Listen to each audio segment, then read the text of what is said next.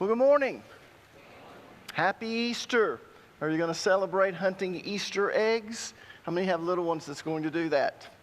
Well, I have a grandchild now. She's only about 5 months old, but I'm sure we're going to hide Easter eggs and she'll be excited and we'll take her there and pick them up for her. But anyways, hopefully you're going to celebrate with a nice meal. But more importantly, I hope you're going to realize that Easter is a time to celebrate the resurrection of Jesus Christ. In fact, the resurrection is the crux of Christianity. Now, what does that mean? What do we mean by crux? Well, the word crux is defined as the decisive or most important point at issue. It's the most important and essential part of something. In this case, Christianity. So what I'm saying is this: if Jesus Christ was not resurrected, then Christianity is a hoax. It's bogus. It's a sham. On the other hand, if the resurrection is true, it is without question the most important event in all of human history.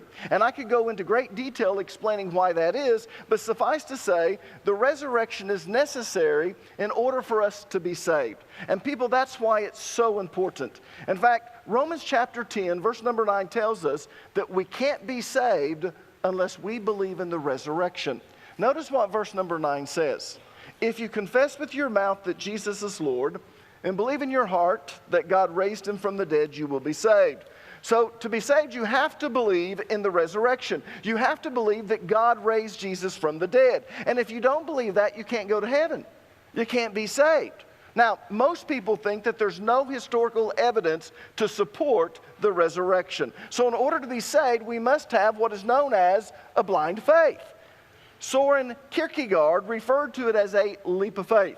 Are you familiar with that term? How many of you know what that means?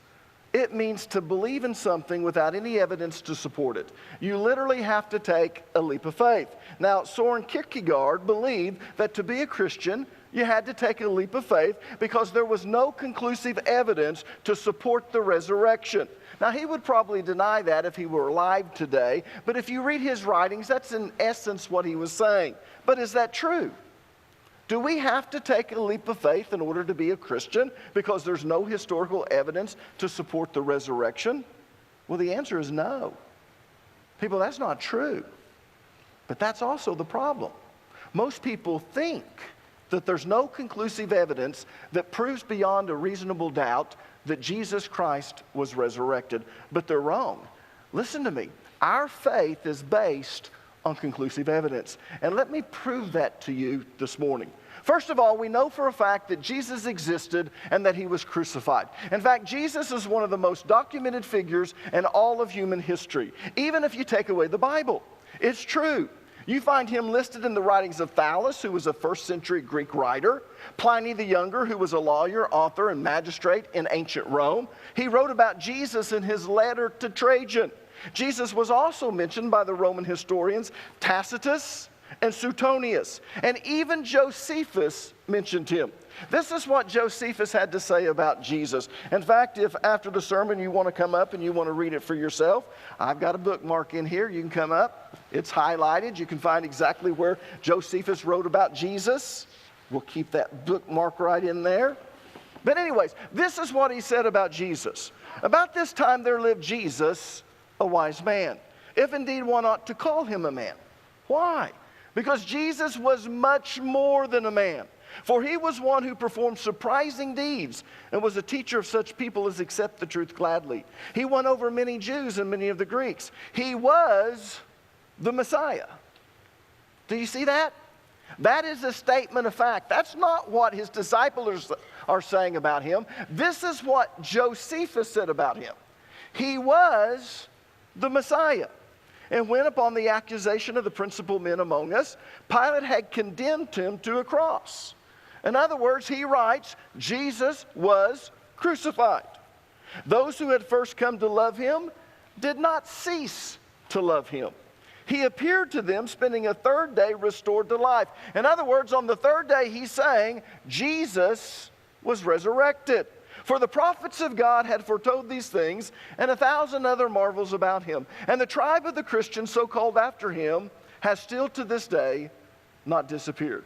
So suffice to say, even the most liberal scholars admit that Jesus existed and that he was crucified. People, that's a fact. But let me go a little bit deeper. Did you know that the Babylonian Talmud mentions Jesus' crucifixion? Yeah. It's in volume 16 of a 22-volume set. This is only one of 22 volumes. But in the 16th volume here, the Sanhedrin, Tractate 43a, here's what it says. Jesus was hanged on Passover Eve. Now, they don't mean hanged by a noose. They wouldn't have even known what that was. They were very familiar with the way the Romans executed, which was the cross. So what they're saying here was Jesus was crucified. He was hanged on Passover Eve. 40 days previously, in other words, 40 days before he was crucified, the herald had cried.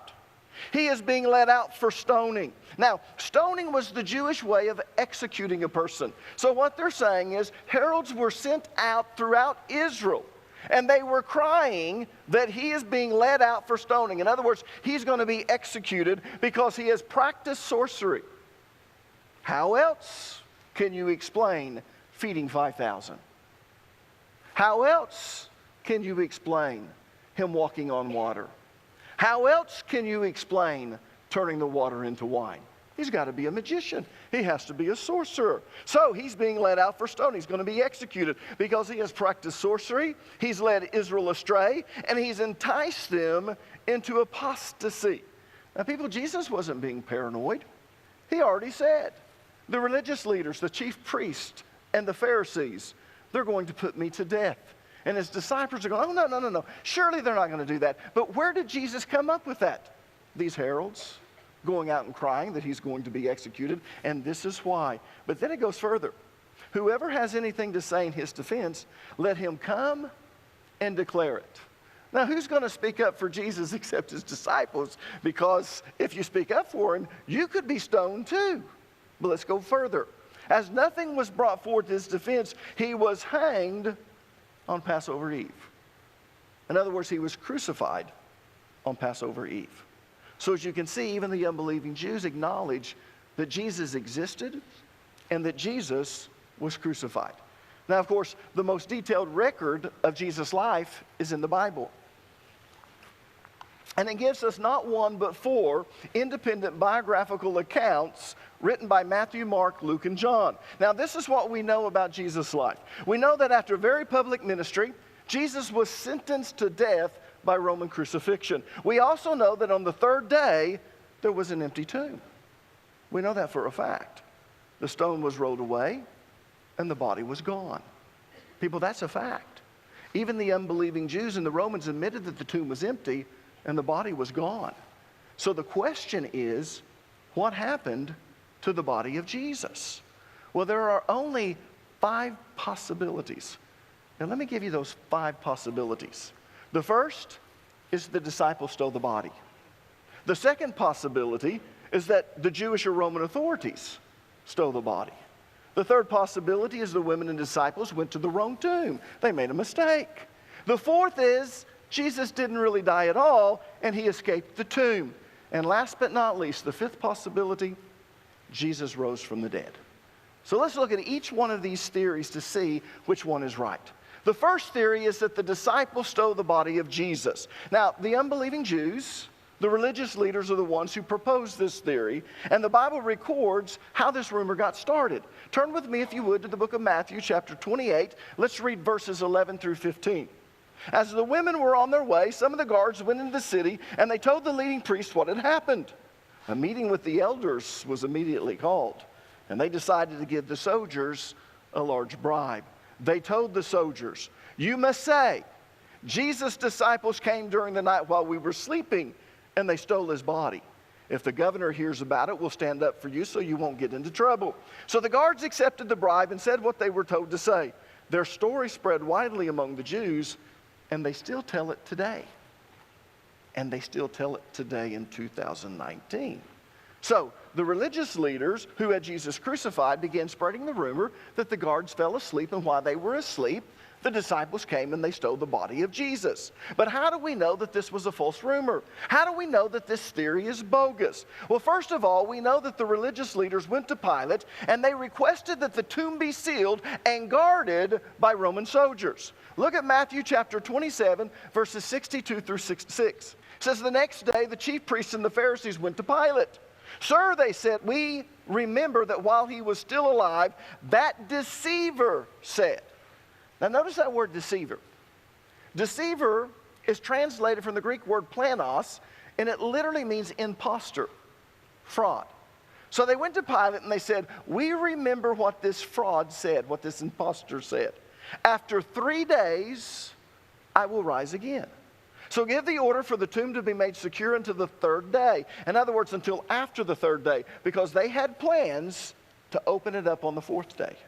Otherwise, his disciples may come and steal the body and tell the people that he has been raised from the dead. This last deception, because after all, he's a sorcerer, he's a magician, he'll deceive people. This last deception will be worse than the first. Take a guard, Pilate answered. Go make the tomb as secure as you know how. So they went and made the tomb secure by putting a seal on the stone and posting the guard. Now, to me, it's interesting that the chief priests and the Pharisees remembered Jesus' prediction that he would rise again.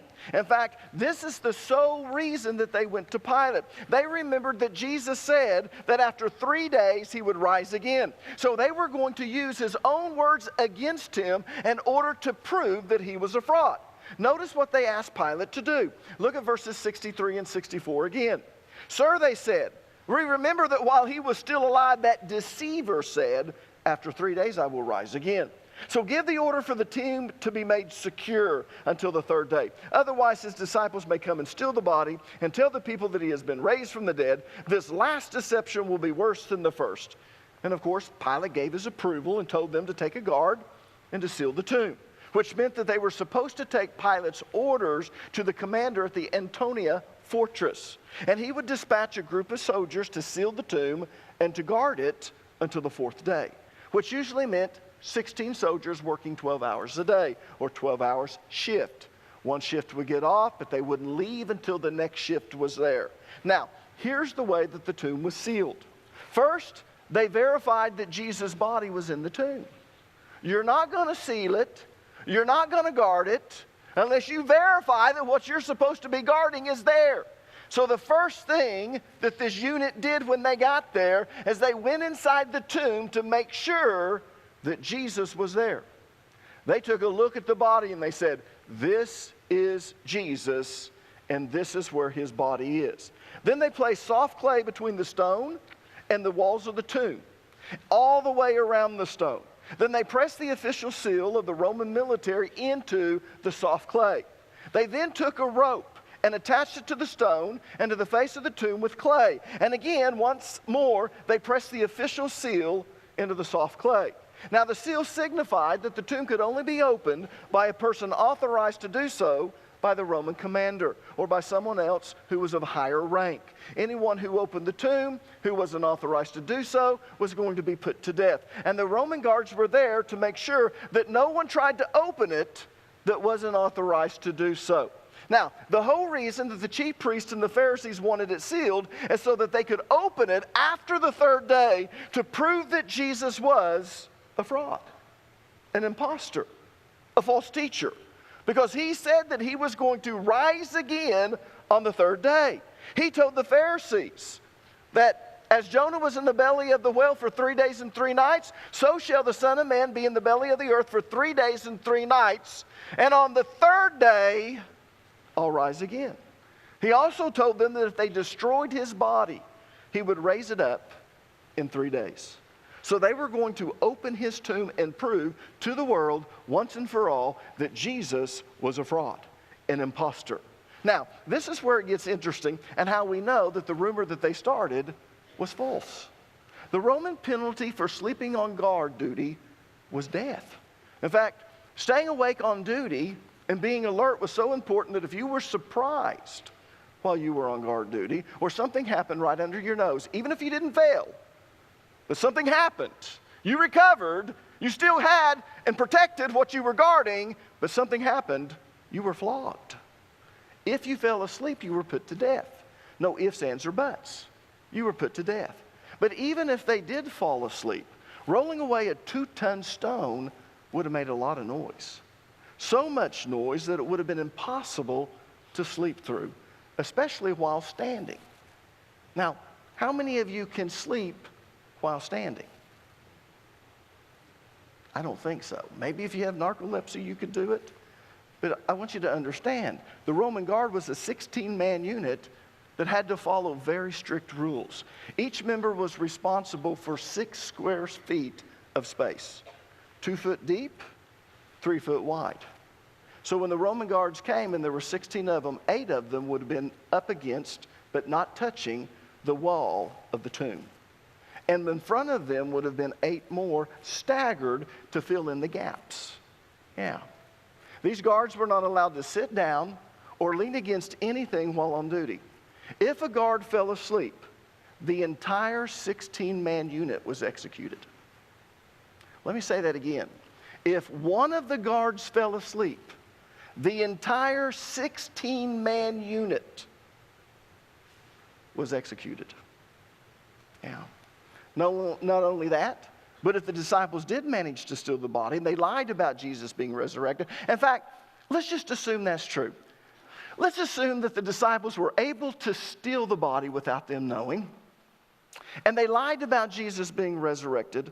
Why did every one of them refuse to recant their story even when threatened with death? You see, 11 of the 12 disciples died a martyr's death.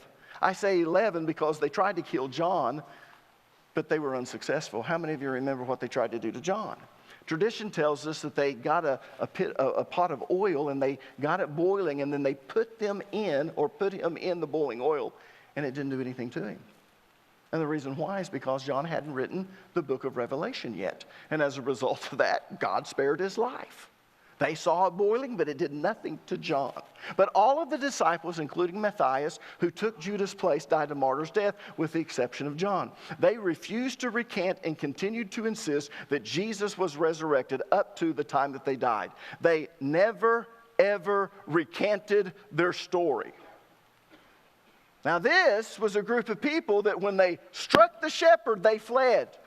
This was a group that had the leader, Peter. And what did he do? He denied Jesus Christ 3 times. And you're telling me he never recanted his story if he was telling a lie? No.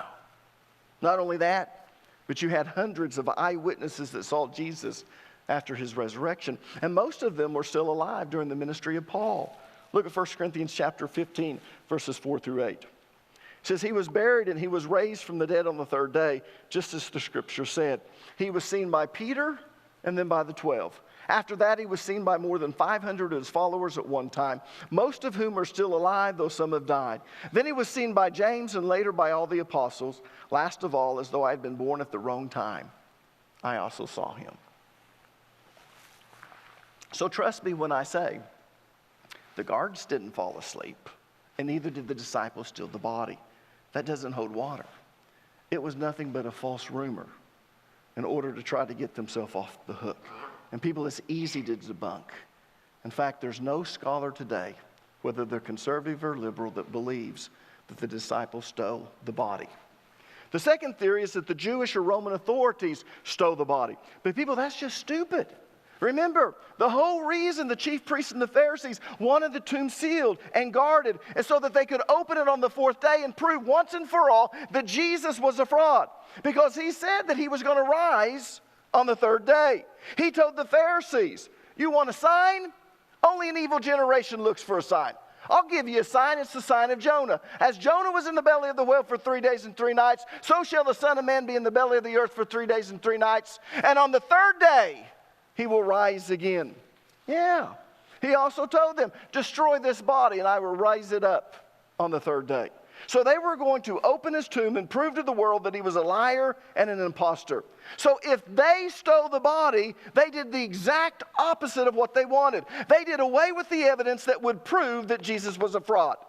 You see, all it would take to prove that Jesus was a fraud was to show him a lie or show his dead body on the 4th day. So they would have been morons for them to steal the body. So that theory is out, which brings us to the next theory. The third theory is that the women and the disciples went to the wrong tomb. Now, the liberal scholars who proposed this theory hypothesized that the women and the disciples were nervous, worried, and full of fear. And we know that to be true. But they hypothesized that because of that, they went to the tomb, the wrong tomb, and that wrong tomb happened to be empty, so they jumped to the conclusion, Jesus must be resurrected. But the only problem with this theory is that all the religious leaders had to do was point out the right tomb, the tomb that was sealed, and where the guards were posted. And the party would have ended. It would have been over. All they had to say is, hey guys, you went to the wrong tomb. This is the right tomb. Come on back on the fourth day. We'll show you Jesus. We'll take off the burial cloths. You'll be able to see his face, and you'll be able to see that Jesus is dead. But they couldn't do that. No. They didn't do that. So let's move on to the next theory. The fourth theory is that Jesus really didn't die, and he escaped the tomb. This is known as the swoon theory. It was first suggested back in the late 1700s and then gained attention in the 1960s through a book called The Passover Plot. In fact, if you're old enough and you went to college in the late 60s, early 70s, actually probably to the late 70s, and you had a liberal professor in college, you might have had to have read this book. It was on one of the suggested readings list in one of my humanities classes. I didn't read it, but it was there. But here's what's interesting. This theory is a little bit different than the rest of the theories. It says that Jesus never really died on the cross. Instead, he was mistaken for dead. He just swooned, or he passed out on the cross from the exhaustion, the pain, and the loss of blood. And then sometime during the next 3 days, he regained consciousness and he regained his strength. And he was able to push a 2-ton stone away quietly. And then he snuck by the Roman guards. So he really wasn't resurrected. He was resuscitated. Wow. All I can really say about this theory is, wow. But let me go a little bit deeper. If you study Roman crucifixion, you would know that Jesus was dead. He was beaten to within an inch of his life. Then he was forced to carry his cross to the place of his crucifixion. Now, when we say he was forced to carry his cross, most of you think it's a full cross. It wasn't. It was the crossbeam. They already had the other part sticking in the ground called the stile. It went all the way in the ground, and you would carry the crossbeam. So he had to carry the crossbeam to the place of his crucifixion, and you know, because of his beating and his weakness, he was unable to do it. So Simon came in and carried it in his place to his place of crucifixion. Then he was nailed to the cross with huge spikes through his wrist and through his ankles, and after he was dead, he was pierced underneath his rib cage by a spear, and out flowed water and blood. That was a sign that the spear had pierced his pericardium, which is the sac that surrounds the heart. So in essence, the spear went through the pericardium and actually pierced the heart. So was he dead? Well, according to an article in the Journal of the American Medical Association titled, "On the Physical Death of Jesus Christ," written by Doctors William Edwards, Wesley Gable, and Floyd Hosmer, Jesus was dead. Here's an abstract from the article. If you want to read the article, just go home and Google it. Just Google the Journal of the American Medical Association and then put the title there, "On the Physical Death of Jesus Christ." And then what will come up is an abstract. If you want to pay for a subscription and buy that article, you can. I didn't want to do that. It's I believe it's about an 800-page article. And all I wanted was a synopsis of it. So here's an abstract from that article. Here's the synopsis of it. Jesus of Nazareth underwent Jewish and Roman trials, was flogged, and was sentenced to death by crucifixion. The scourging produced deep stripe-like lacerations and appreciable blood loss, and it probably set the stage for hypovolemic shock, as evidenced by the fact that Jesus was too weakened to carry the crossbar to Golgotha. At the site of crucifixion, his wrists were nailed to the crossbar, and after it was lifted onto the upright post, his feet were nailed to the stake. The major pathophysiologic effect of crucifixion was an interference with normal respirations. Accordingly, death resulted primarily from hypovolemic shock and exhaustion asphyxia. Jesus' death was ensured by the thrust of a soldier's spear into his side. Modern medical interpretation of the historical evidence concludes. Let me read that again. Modern medical interpretation of the historical evidence concludes that Jesus was dead when he was taken down from the cross. So the only theory left is what? It's the last one, which is Jesus rose from the dead. According to historical evidence, we can conclude that the reason the tomb was empty was because Jesus rose from the dead. People, it doesn't take blind faith to believe. You don't have to take a leap of faith to become a Christian. All you have to do is look at the conclusive evidence that proves beyond a reasonable doubt that Jesus rose from the dead and accept it. Let me close with the passage of Scripture. This is what Luke wrote in Acts chapter 1, verses 1 through 3. If you didn't know, Luke wrote 2 books, the Gospel of Luke and the book of Acts. This is what he wrote. First chapter, first 3 verses. In my first book, I told you, Theophilus, about everything Jesus began to do and teach until the day he was taken up to heaven after giving his chosen apostles further instructions through the Holy Spirit. In other words, my first book, which is the gospel, I told you everything that Jesus said and did, up to the point that he ascended. Now, here's what I'm going to say. During the 40 days after his crucifixion, he appeared to the apostles from time to time, and he proved to them in many ways that he was actually alive. He told them, touch me, feel me, hug me, look at me. Place your hand, Thomas, where the nails were. Put your hand in my side where I was pierced.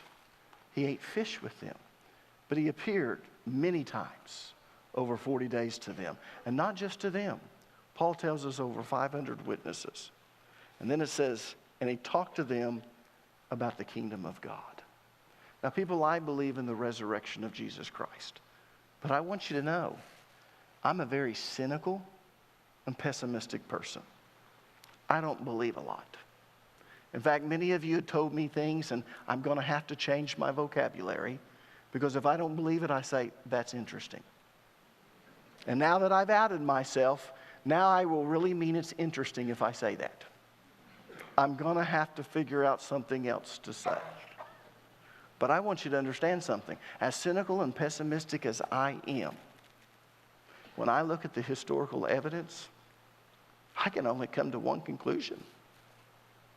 And it's that Jesus was raised from the dead. I know for a fact, looking at the historical evidence, that Jesus existed. I know that he was crucified. And I know that his tomb was empty on the 3rd day. I also know that there's only 5 theories as to how the body left that tomb. And 4 are false, which leaves only 1. Romans chapter 10, verse number 9 says, if thou shalt believe in your heart that God hath raised him from the dead, and confess with your mouth that Jesus is Lord, thou shalt be saved. You cannot go to heaven unless you believe that Jesus Christ was resurrected. You do not have to have blind faith. You do not have to take a leap of faith to believe it. All you have to do is research the evidence. You can do exactly what I did, and you can come to the same conclusion. That's why Jesus and God holds every person accountable. If you truly want to know, was Jesus resurrected, you can find that out. But your eternal destiny rests on what you do with this information. If you accept the fact that Jesus was resurrected and you make him Lord of your life, you'll get to go to heaven. If you say, no, I don't believe that. Or if you believe he was resurrected but you don't want to make Jesus Lord, either way, you won't go to heaven. you'll spend all eternity separated from God. Let's stand.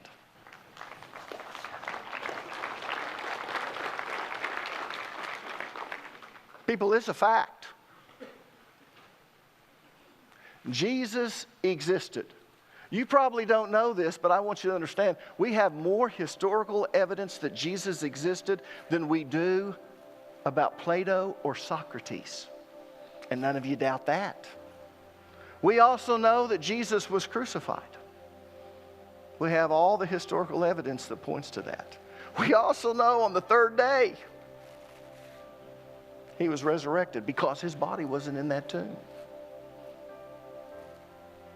So what are you going to do with that information? If you're here this morning and you've never received Jesus Christ as your Lord and Savior, what I mean by that is you've never said, I believe Jesus was resurrected and I want to make him Lord of my life. If you've never done that, you're not going to go to heaven when you die. Jesus said, I am the way, I am the truth, I am the life. No man can come unto the Father except through me. No one can get to heaven except through Jesus. And you've got to do two things. You've got to believe that God raised him from the dead, and you have to confess with your mouth that Jesus is Lord. And if you're here this morning, you've never done that, I'm going to give you that opportunity. I'm going to give you the opportunity to have the best Easter you've ever had. I'm going to give you the opportunity to tell God that you believe and you want Jesus to be Lord. I'm going to say a very simple prayer. If you want to be saved, if you want to go to heaven, if you want to put your trust in Jesus, if you want to tell God, I believe and I want Jesus to be Lord, all you have to do is repeat this prayer that I'm going to say. You don't even have to say it out loud. I'm not here to embarrass you. You can say it silently to yourself and God can hear it. So if you would, I want everyone to bow their heads, close their eyes. If you want to receive Jesus, just repeat this prayer after me. God, I know I'm a sinner, and I know that my sin has separated me from you. But God, I believe that you sent your son Jesus to die for my sin. And I believe that when Jesus died, his soul went to hell to pay the penalty for my sin so I wouldn't have to. But I also believe that when all my sin was paid for, God, you raised Jesus from the dead. Jesus, I believe that. And Jesus, I want you to be Lord of my life. Thank you for saving me.